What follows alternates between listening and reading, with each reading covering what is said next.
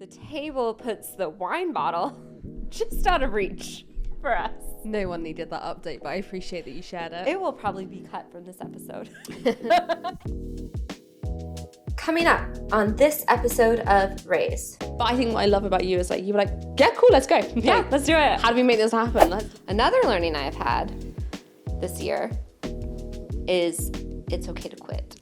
Oh. I was fortunate enough for most of my career to be in a job where both of those things aligned. You forget what it feels like to fight for that 250 quid donation. Oh my God, that like 5 pounds matters. Like when you're in a small organization, literally like every penny you're like, please, please. I like that challenge. I like that kind of like authenticity in a relationship and a friendship and a chat of, mate, why did you do that? Well, the organizations that we work for have to comport themselves in the same way.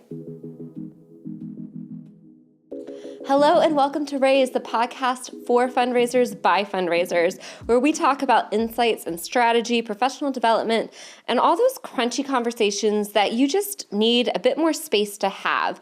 So let's imagine that we're sitting around the pub having a glass of wine, and we're going to talk about all the things that people kind of expect you to know, but nobody actually teaches you.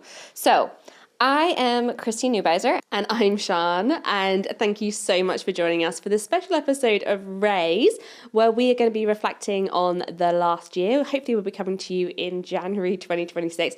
We're going to be looking back at 2025. We're filming this in December. We're going to be talking about what we learned this year, our reflections of the last year. This was like our first full year of podcasting.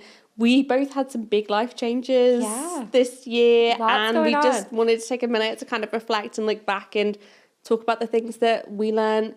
And very aptly, we've currently got a series running over on our socials around things we learned the hard way so you don't have to. Yes. And we've been joined by a myriad of people from across the sector. So many great people on our advent calendar, which my autocorrect wants to make adventure calendar. Oh. Like every single time I type it. Every time I type advent, calendar. It's like... I kind of like adventure calendar. I'm not mad about it. Yeah. Like if that autocorrect gets through, I'm not going to be upset. Yeah. I don't think I'll edit. I'll just let it happen. I think what I really enjoy about our socials is that I do the TikTok and the Instagram and you do LinkedIn, and that feels like it really perfectly reflects our personalities. Somebody today gave this amazing, I asked them to be on the advent calendar. They said yes, and they were like, oh, do you need any more people? And I was like, yeah, we've got a couple more spots, and introed me. And afterwards they were like, God, this is such a great idea. Like, it's so cute. Like, it's really wonderful that you're doing this. And I was like, I got to be really honest with you. Ideas, all Sian. All the hard work, all the creative, all Sian. The shamelessly asking people to do things, I'm your girl. But do not care. We'll do it. I honestly remember, it was only a couple of weeks ago, and I just sent you a voice note being like, I've had this idea to show up. I want to do this advent calendar. But I think what I love about you is, you were like, yeah, cool, let's go. Yeah, let's do it. How do we make this happen? Let's get this ball rolling. I mean, but you have great ideas. So I feel like part of my job is, let's just make the ideas happen. And I feel like that's a role that works well between the two of us. So before we get too far into this, because you and me are chatters, let's cheers. Cheers to raising money voices in glasses. Woo! And we are drinking a bottle of sparkling wine called Amy. Yes. Love Amy's. We love Amy's. So there is a wine bar. I don't know if there's multiple, but there's definitely one in Belgravia Square, which is near Victoria. And there's an Amy wine bar there. This bottle was a gift from Gemma Shaw, who was one of our guests in a previous episode. And what I love about Amy is their tagline is wine with friends. And what perfect wine to have on a Raise episode than a wine with friends. Thank you, Gemma. Thank you, Gemma. It's being drunk at a great time. So this episode, we're talking about kind of reflecting back on the year, talking about things we've learned. I started to think about this in a very timely manner on the train on the way into London. A delayed train. Yeah, it's a very delayed train. Had a real existential crisis that I haven't learned or grown or done anything this year. And actually, I know, and I do know that, I do know that to be the truth. But I think in that moment, it's that point, when you have to update your CV or you have to do your PDR and you're like, what did I even do? What did I even do this year? Gosh, this has gone so quickly. But honestly, I think like a whole year of podcasting for us has been amazing. And I would say that a big thing for me has been consistent, steady growth. Yeah. Has been like a real learning curve for me personally, in that I think we were so excited about the podcast, and I was really excited about the podcast, and I was like, we'll put it out, and the masses will come, like everybody will get kind of like the vibes of our podcast. You are the masses. You are the masses. You are the masses. And we had really, really good uptake at the beginning. Yeah. We had a bit of a dip kind of in the middle there, and actually what we've seen is kind of like that real plug of like hard work, consistency, consistent messaging, consistent like putting episodes out has like regrown us. And I think actually what we've built is something really steady but firm. Yeah. And I think actually when I reflect on it, that's what I've been trying to do with my team all year, is I have been reluctant to kind of like do like big kind of mass fundraising moments. What we have been doing is building really solid foundation, systematic, small changes, quick wins, like longer term planning and growth, but like that really like steady, consistent, like almost feels like plodding. Yeah. But actually, gosh, isn't that a stronger foundation to build on top of? Isn't that such a better place to feel that you are able to stand from? Yes. And I feel like this past year, so Raise is one of the things that we launched Raise at the end of November of 2024, which for me was a very hard time.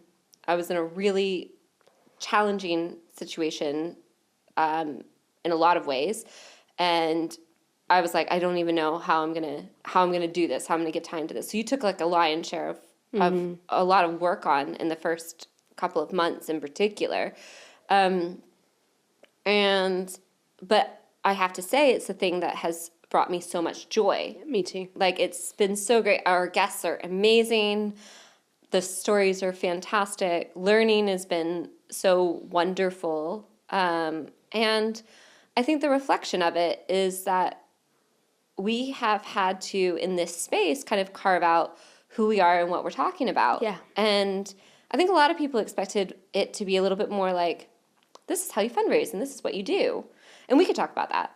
Like, we could both talk about that from different It's not the stuff that I'm perspectives. like, oh, like, that's not the nitty-gritty stuff I really want to know how to do. Yeah, like there are lots of great resources out there if you want to know That how to already exists. It already exists. We're not trying to do that. We don't want to tell you how to fundraise necessarily better. We want to have the conversations where it's like, somebody one day expected me to know how to do these things, and I figured it out. Wouldn't it be really great if somebody actually explained to me how I did these things? Yeah. And I think, like, somebody reached out to me recently about something else, but they dropped in their note. They were like, I just really loved your episode on, like, owning your insecurities, and I've never seen anybody do that before. Yeah. And for me, like, that's what this podcast is about, is that kind of having those conversations that feel almost like Yeah. legal to have. Like, Well, yeah, but I have somebody who I adore them. They're a really good friend, but they were previously in my team at a different organization than I'm at now, several organizations ago, and they're amazing. And they shared that Raise was their most listened to podcast in their Spotify Wrapped. But also, they always send like such a nice note afterwards. And I feel like, okay, that's one person, sure. But like, if it's making that difference for one person and the two of us, honestly, good. It's good. and I think I've had to remind myself this year, like, kind of if we only get like kind of 200 downloads on an episode, I'm like, is that kind of success? But actually, when I kind of look at it, if I was like talking to a room of 200 people at a conference, I'd be like, oh my gosh, 200 people rocked up to. So I think it is a bit of a perception shift in like a very digital day and age. Also, this is very niche. It's so niche. So niche. Like, So niche. fundraising leadership, like not a popular topic for like An important topic. an important topic, but maybe not your most popular topic. Yeah. But I think we've worked hard to try to have a range of guests. So my learning from this year around Raise has been lean into what you love. Remember why you're doing something, Yeah. because it grounds you. Yeah. And we had a moment not too long ago, we got to a year of Raise, so the end of November, and we had kind of switched places. Yes. You were in a really tough place, and I was doing better. And we were like, do we keep doing this? Like, it's been a year. And I think we both were like, no, we love it. Like, this is I think it brings us too much joy. too much joy. This is, like, such a thing. Yeah. So that's such a great reflection and learning is, like, leaning into that. Another learning I have had this year is it's okay to quit. Oh my gosh, I think like louder for the people at the back. And we have another episode coming up, and that guest, they say at the end, like, it's okay to quit. Yes. As their takeaway, and not to steal their thunder at all, but, like, it's okay to quit. Yeah. Like, sometimes that is not failure, that is actually success. Yeah. And that, to me, was a big learning. And I think sometimes we're like, oh, but how's your CV going to look? Or like, Yeah. how, what happens if people ask you and like, do you know what? Like, so be it. Yeah. But none of it is worth your mental health. None of it is worth like being No. unhappy. Like, I've had jobs where I've just gone in and like just sobbed for Yeah. like the first half an hour of every day because I've been so incredibly unhappy. Yeah. And it's not worth it. No, it's like not. there is no CV line that is worth it. There is no interview answer. You can't just be like, do you know what? This didn't work. Like it wasn't the right fit for them. It wasn't the right fit for me. Yeah. This is because X, Y, and Z. Our values align. Like you can have that conversation. Exactly. And one of our advent calendar people, who's at the point at which we're recording this episode, they haven't come out yet, but they have submitted their video today, and they have this really amazing, like, lesson that they have learned that they are sharing, which is trusting your gut around jobs. Yeah. And I just really like value that so much. It's been so interesting, this advent calendar. Sorry, I like keep harping on it, but I've learned so much. I have to sit there and edit them. We're on day 9, and I'm like, I've learned a lot. Yes. You have to sit in the edit room. Yeah. So if nobody knows, Sean does all of the edits of our. If I do an edit for our social, trust me, because something's really wrong. I said to somebody a few weeks ago, I was like, if Christine's posted it because it's not like an accessible font that she's used. I choose like the sparkle font or like the neon font. And Sean's like, people can't read it. I'm like, yeah, But it's personality and we love it. It's a vibe. I think, yeah, I agree. I don't think there's a lot I've picked up from it. And actually, one of my old team who I've actually worked with twice sent me like a really it was actually the one that came out today, Beck Allen. Yeah. And I sent her a message being like, oh my gosh, this is such a good reminder. And she's like, pal, you taught me this. And I'm like, oh. And I think, and it's about like owning kind of your own leadership style. And you can like learn and borrow from other people, Yeah. but like don't think that there has to be a right way to be a leader or a right way to be a manager. And I think actually her talking that back to me, even though she feels like I was the one who told her it, like I needed reminding of it. Like I needed reminding that you don't have to be this sort of person to be a line manager. Yeah, exactly. I think one of the things that's interesting is I was reflecting on this a lot, and when you find peers, either in the organization that you're working in, or just in the sector, when you like find those peers that like they get it, they check and challenge you, because that's an important element, but they have your back. Yeah. And there's a real empathy.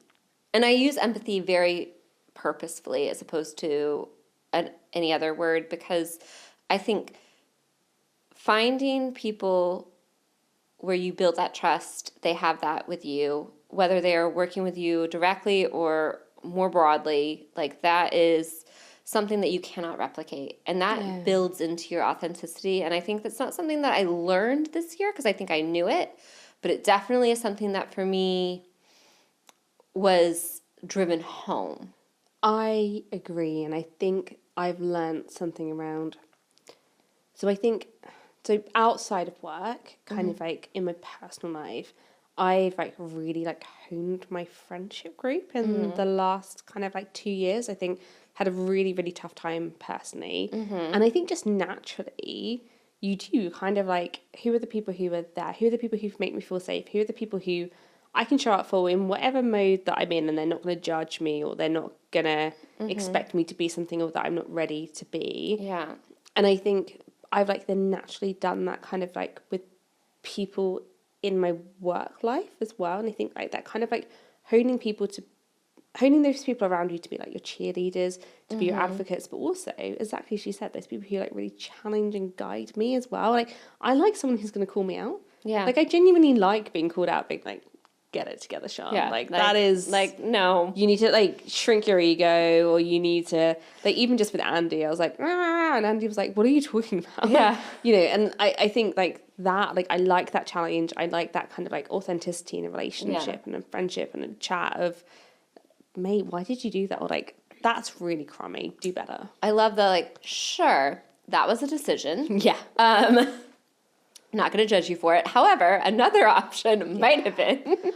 But I can't count the amount of times you and me have cried on the phone to each other. Oh my this God, year. so many. It's just... I think it has been a really tough year, and I think that's important to acknowledge. It has been. It's been a growth year. Yeah. Another thing I've learned this year is that I like a happy Taylor Swift. Oh. Because I am a fan of... I listened to that album for 1,600 minutes, and it is 45 minutes long. That's a lot. That's more than me.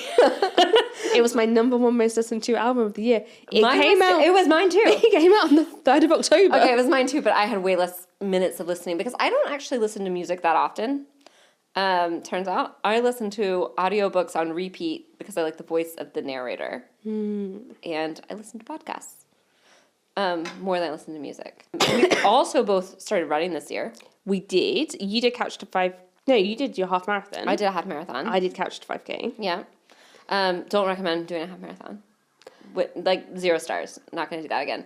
But I did run it for Homelessness Oxfordshire, and one of the woman who is the head of fundraising there used to work in my team at Leonard Cheshire, and so I was really, really proud to run for them and to be able to fundraise for that organization. And also, I liked having a goal and achieving a goal, and it was really, really hard. Nice. But I still like running, so that's good. Yes. I think when I was doing Couch to 5K, I think that was a really big jump, like on like maybe week 5 or week 6, where you go from kind of running for like 5 minutes to running for 20 minutes. That feels aggressive. It was really aggressive. And I like pushed through, but I really didn't enjoy it. But actually, I went out for a run the other morning and I just plodded the whole thing at like a really slow, happy pace. Actually, you're kind of just talking about exactly what I was talking about at the beginning. Like, I think I've learned the art of that like slow, steady growth. Build the foundations. Build foundations. And yeah, that made it so much more enjoyable for me. I was like, oh, actually, no, I can run 5K and this is fine. Like, but I think while you're in it and you're like Sarah Mulligan's in your ear being like, you can do it. I was like, absolutely not. Back off. Like, I'm not enjoying this at all. I hate that when people are like, you can do it. Just keep going. I'm like, no. I just want to handle it. I just want to handle it how I can handle it. Yeah. So I would say actually that is something else that I've learned this year is to have more grace with myself. It is something I really struggle with, and I think I can talk a good talk of be kind to yourself, like blah, blah, blah. Yeah. And like I can be really good with my team and the people that I line manage and say, you know, you need to look after yourself, and I can talk that good talk. I am really bad at applying it to myself. Yeah. Like so bad at giving the same grace that I give to other people to myself. And I think I have learned this year for sure that I'm getting older. Like, I don't have the pace and the energy that I had in my 20s. I mean, tell me, how do you think I feel? I'm older than you. Yeah, I'm like exhausted. Like, going into the end of this year, I'm fundamentally exhausted. And I can't work at this pace. So there has been a question for me over the last couple of months of like, where do I put my time and my energy that it can have the biggest impact? Yeah. We can't do everything. We cannot do everything. And it's okay that we can't do everything. Yeah. So what are we going to do that is going to make the biggest difference for the causes that we serve? Exactly. That's a huge moment of self-reflection, isn't it? Right? When you kind of realize that the care that you give to the people around you, you deserve yourself. Yeah. A, huge moment to get to that point. But B, to be like, okay, what do I do about it? Yeah.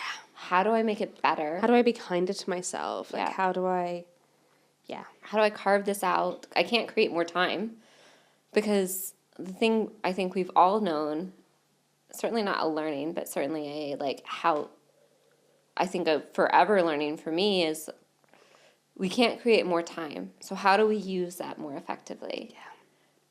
And how does that spread across all the different things that we care about it spreading across? Yeah. Work included. I was going to say something else I learned this year. I gave up caffeine. You in did? January. Oh my God, in Mexico. In Mexico. Me and my husband do something, I say we do it every year. We've done it for like 3 years, and I think it's something we want to continue to do, which is instead of doing the Mad Family Gauntlet in December and taking tons of time off over Christmas, we both work through, and then we take a week off in January and we go and lie on a beach somewhere hot. Oh my God, heaven. And stick our phones in a safe and drink. Oh, Rich doesn't drink, but I drink unlimited margaritas. And when we were away this January, my anxiety was just really bad. It was like out of control bad. And I think maybe because I was probably slightly tipsy on margaritas for a week, I didn't have coffee. Like I stopped drinking coffee. And kind of by the time we got back, I was like a week out. And I was like a heavy caffeine addict. Well, it was one of the things we bonded over. 5 cups a day kind of caffeine addict. And I have noticed such a big difference in how I feel and how not drinking coffee or caffeine makes me feel. So I'm nearly a year caffeine free, and I don't think I would go back. That's amazing. That's so great. Yeah. I still drink caffeine. Yeah, it's fun. I love it. But I really think that idea because for a lot of people, time off over Christmas is actually quite a weird time. Yeah. Because you don't know what somebody's family situation is. Or even if Christmas is their vibe or their thing or their religion. Or Exactly. There's a lot of things. And a lot of organizations think they're being super kind because they give you these extra days off over Christmas. But actually, isn't it so great to kind of make this decision that Christmas is one thing, but actually it's more the sentiment of like togetherness and a break and choosing and having the ownership of when you do that. Yeah. So what's something you've learned this year? Because you switched jobs back in the summer. Yeah, in August, yeah. I think I have learned that it is not, oh God, how do I put this succinctly? Because this is such a big thing, and it was such a huge learning for me. But I think it fundamentally boils down to there are jobs you will do in your life that are for a certain type of paycheck. Mm-hmm. And that is for a specific reason that you might do that thing. And there are jobs that you will decide to do because of so many other things that they give you. In terms of values, in terms of cause, in terms of work-life balance. And I learned this year that those other things matter a huge amount and way more than I think I thought they did, because I was fortunate enough for most of my career to be in a job where both of those things aligned. Yeah. So I think that's been like a massive learning. And I think that's like the privilege of working in this sector. For me, we choose, especially as fundraisers, right? The easiest way to translate us into the private sector is we're sales teams, even though we're so much more than sales teams, right? Because we are partnership developers, we are policy influencers, like we do so much more than sales, but it's the easiest thing to translate us into. And so if we were working in the private sector, all of us collectively, we could make a lot more. Yeah. We've chosen fundamentally to work in a sector that is about social good and social value.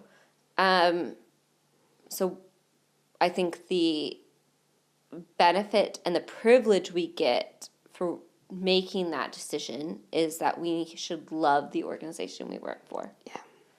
And when you don't, for whatever reason, I'm not even talking about my situation right now, I'm just talking generally. Like, if you find yourself in a situation where you don't love that, then it is your right to not work for that organization. Yeah. I think there's something in there that's really important around authenticity. Yeah. Thank you for distilling that. Yeah, but that kind of like feeling of, if I'm going to go out and ask for money for this organization, like I need to authentically, fully believe in the power and the impact and change that organization can have, and like that has to be my number one. Yeah.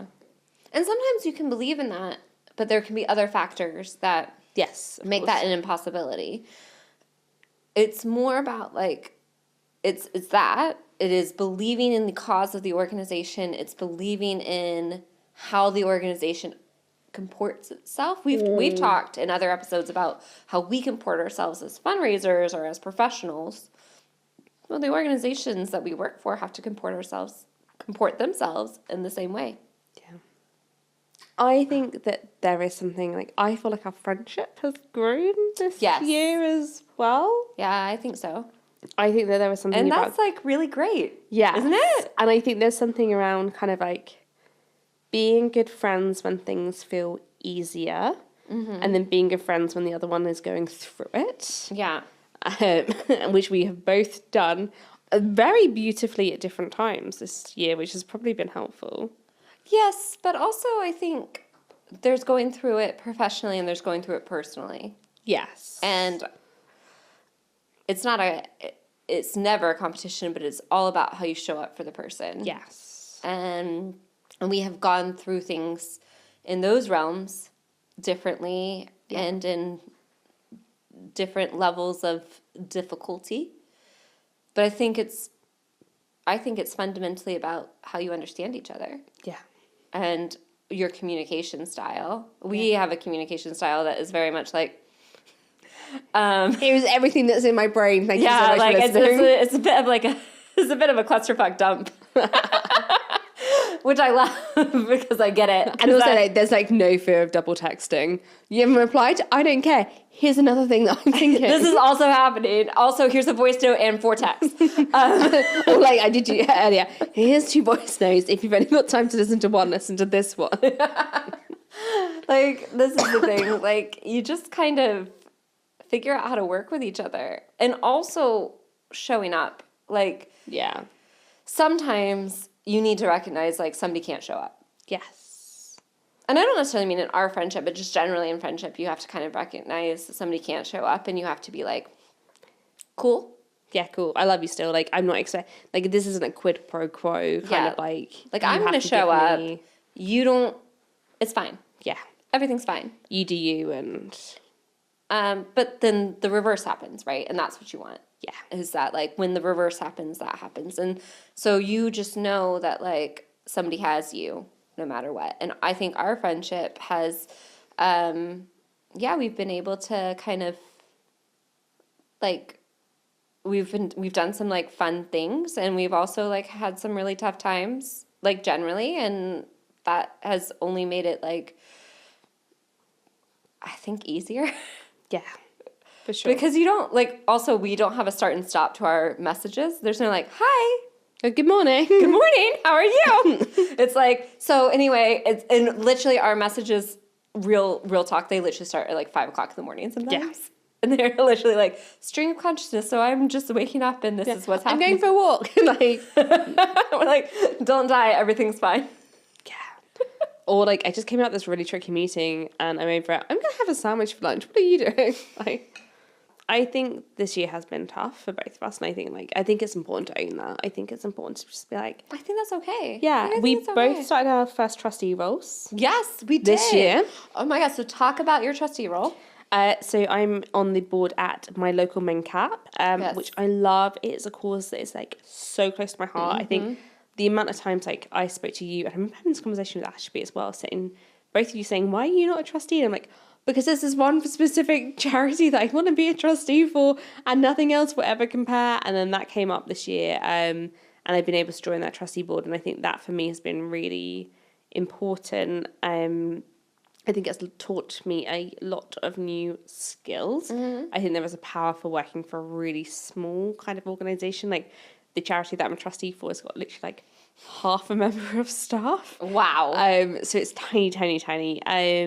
But actually, like, really nice to go back to my roots as a fundraiser into that space. I think you get to a point of seniority where you're looking at a spreadsheet of like tens of millions of pounds, and you forget what it feels like to fight for that 250 quid donation. Oh my God, that like £5 matters. Yeah, I got in a conversation today with Emma, the events company. Yeah. Because some of our donors had won silent auction items and they paid through Emma as opposed to paying through the Big Give.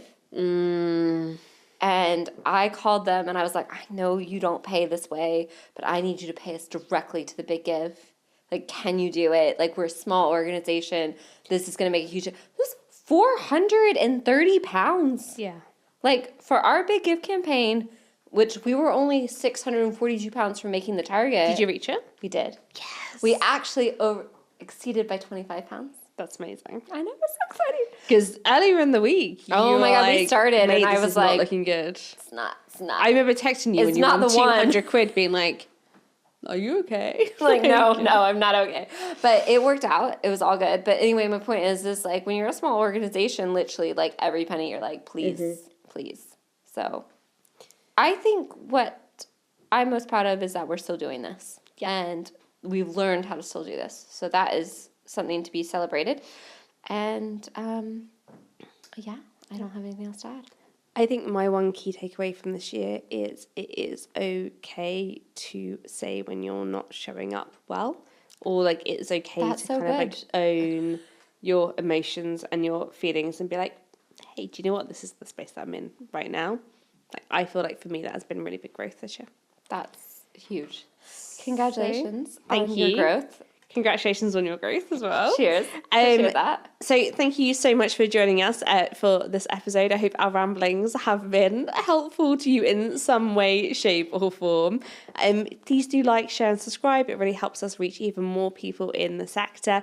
You can find us on Instagram at Raise Charity Pod and the same on TikTok. And you can find us on LinkedIn and our website, which is thisisraise.co.uk.